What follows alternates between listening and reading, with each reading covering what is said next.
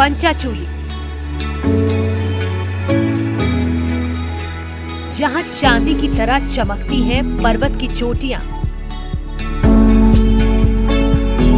लेकिन जब सूर्य की किरणें टकराती हैं तो मानो पंचाचूली सुनहरी ओढ़नी ओढ़ लेती है। क्या आप कभी पंचाचूली बेस कैंप गए हैं?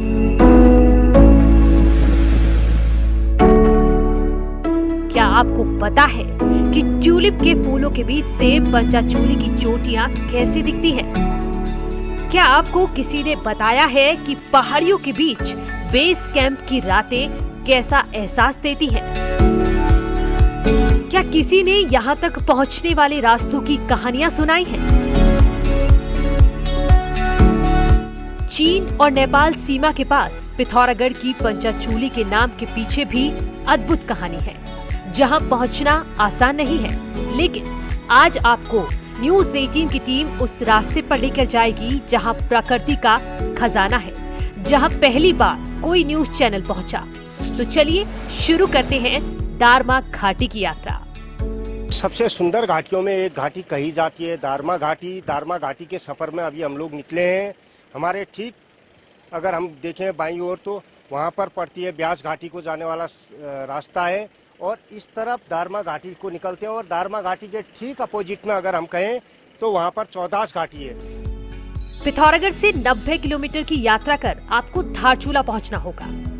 धारचूला से करीब 30 किलोमीटर चलने पर तवा घाट है और यहीं से दारमा घाटी के लिए रास्ते निकलते हैं। दारमा घाटी इसलिए भी मानी जाती है क्योंकि इसकी एक विशेष अपनी संस्कृति है। इसके अलावा साहसिक पर्यटन के लिए ये दुनिया में जानी जाती है। और पहली बार जब रोड यहाँ पर पहुंची है तो नेटवर्क 18 पहला ऐसा चैनल है जो इस सफर पर निकला है। पहले दारमा घाटी के रास्ते बहुत खतरनाक होते थे। ऊंची पहाड़ियों के बीच से गुजरने पर डर लगता था, लेकिन अब सड़क बन गई है तो रास्ते भी आसान हो गए हैं। CPWD ने तवा घाट से दारमा घाटी के ढांकर तक सड़क काटी है। धारचूला से दारमा घाटी तक पहुंचने के लिए 80 किलोमीटर का सफर धौली नदी के किनारे गुजरता है और इसी रास्ते पर धौली गंगा जल विद्युत परियोजना का बांध पड़ता है। दारमा घाटी को जाते वक्त धौली गंगा जल विद्युत परियोजना का ये जो डैम है, ये डैम इसकी सुंदरता को चार चांद लगाता है। आमतौर पे ये पानी नीला रहता है, लेकिन बरसात के दिनों में जब ग्लेशियर पिघलते हैं तो इसमें कुछ धुंधलापन आता है। लेकिन यहाँ आने वाले लोगों को धौली गंगा का ये डैम सबसे ज्यादा भाता है। यहाँ से पानी छोड़ने की तस्वीरें अक्सर सोशल मीडिया पर वायरल भी हो जाती हैं।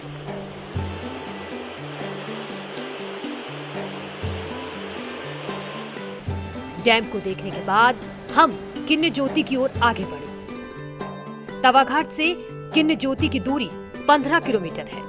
किन्ने ज्योति से ही चौदांस घाटी के लिए रास्ता कटता है। यही नहीं, यहाँ पर आपको झरने भी मिलेंगे।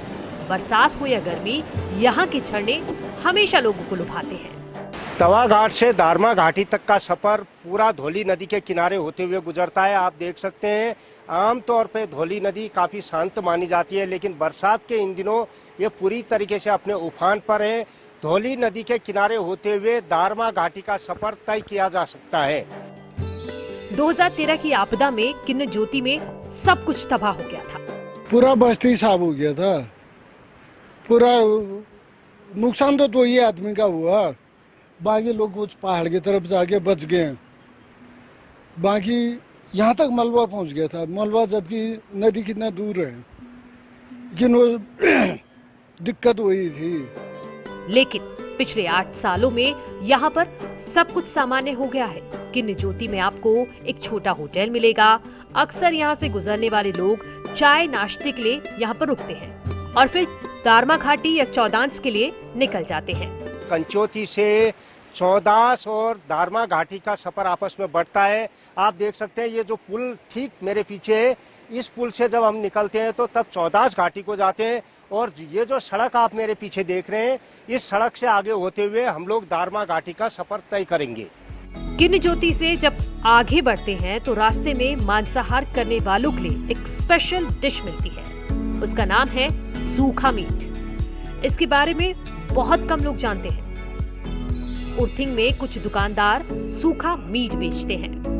कहते हैं कि सूखा मीट रखना यहाँ की परंपरा है। क्योंकि ये हिमालय का ऊंचा इलाका है।